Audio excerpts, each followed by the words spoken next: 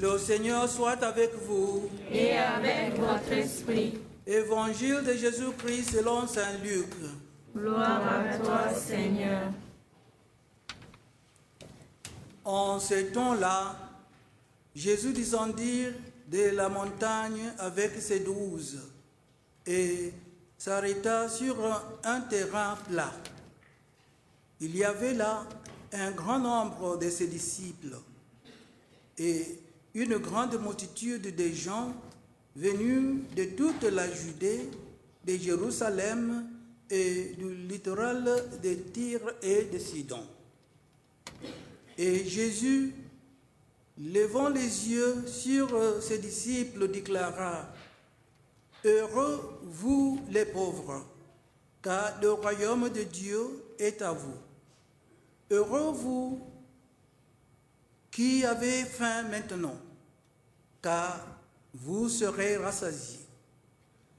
Heureux vous qui pleurez maintenant, car vous rirez. Heureux êtes-vous quand les gens vous haïssent et vous excluent, quand ils insultent et rejettent votre nom comme méprisable à cause du Fils de l'homme. Ce jour-là, réjouissez-vous, tressaillez de joie, car alors votre récompense est grande dans le ciel. C'est ainsi, en effet, qu'alors Père traitait les prophètes. Mais quel malheur pour vous, les riches, car vous avez votre consolation. Quel malheur pour vous qui êtes repos maintenant, car vous aurez faim. Quel malheur pour vous qui riez maintenant, car vous serez dans le deuil et vous pleurerez. Quel malheur pour vous lorsque tous les hommes disent du bien de vous. C'est ainsi, en effet, que leur père m'a traité et les faux prophètes. Acclamons la parole de Dieu. Louange à toi, Seigneur Jésus.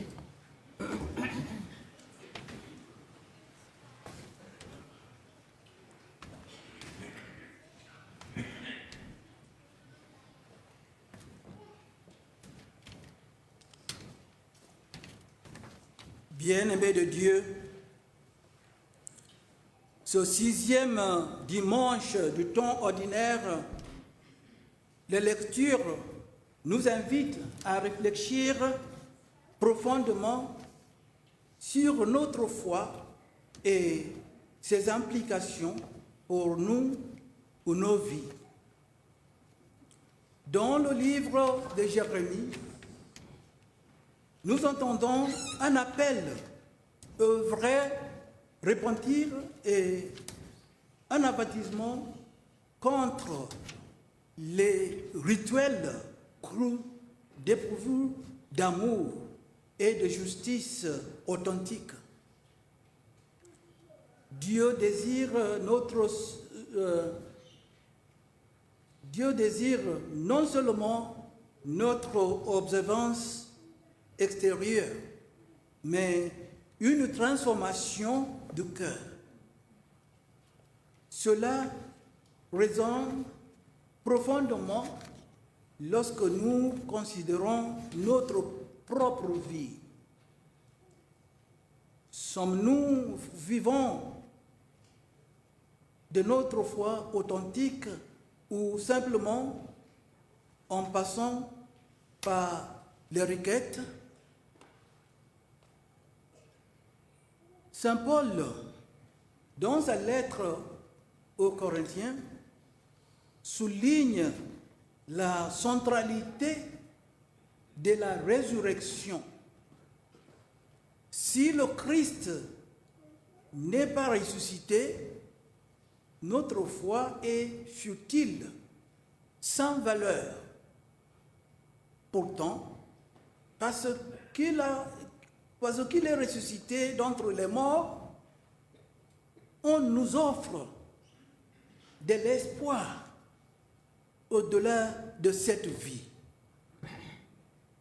Cette vérité nous permet de vivre aisément, sachant que nos luttes et nos sacrifices ne sont pas vains. En tant que chrétiens, nous sommes appelés à incarner cet espoir dans nos interactions et choix quotidiens. Servons les balises des lumières dans le monde, souvent enveloppé de désespoir.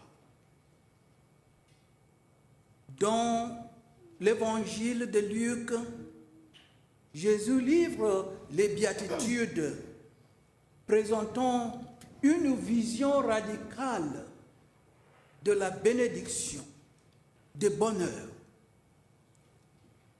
Il bouleverse les valeurs du monde, proclamant que les pauvres, les affamés et les persécutés sont bénis. Ils sont dans le bonheur. Cela nous met au défi de réévaluer nos priorités et de reconnaître la dignité inhérente à chaque personne.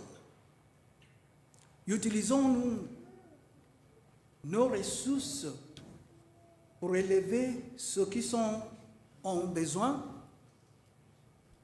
Sommes-nous de la justice incarnée, l'amour de Christ dans nos familles et dans nos communautés?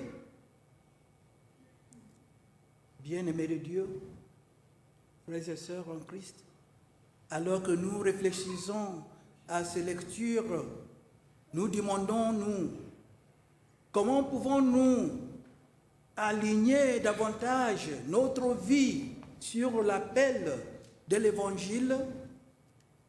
Puissons-nous nous efforcer de vivre authentiquement, embrasser l'espoir de la résurrection et chercher activement à bénir les autres dans notre voyage?